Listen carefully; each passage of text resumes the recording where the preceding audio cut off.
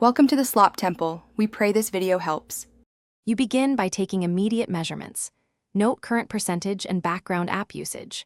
First, plug the original charger into a stable outlet and charge to 100% without interruption. This conditions the battery management system.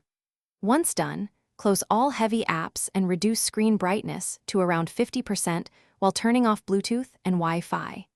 These steps let the device settle so the battery controller can recalibrate accurately. Do not use fast charge adapters because they add heat and distort health readings. You now perform the core recalibration. Let the device discharge to roughly 3 to 5% by running moderate tasks like video playback or web browsing. Avoid high CPU loads that heat the battery.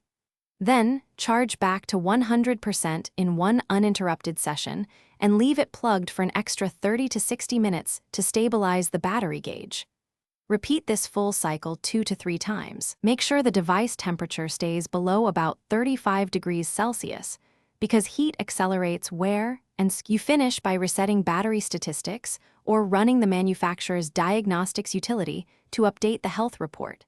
This lets the system rewrite capacity estimates from the calibration cycles. If reported health does not improve, perform a factory recalibration procedure or consult a technician for a possible battery replacement.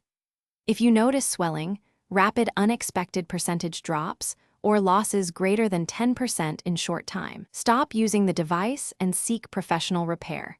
Those are signs of physical degradation rather than software. Thanks for watching. Consider subscribing if we helped you.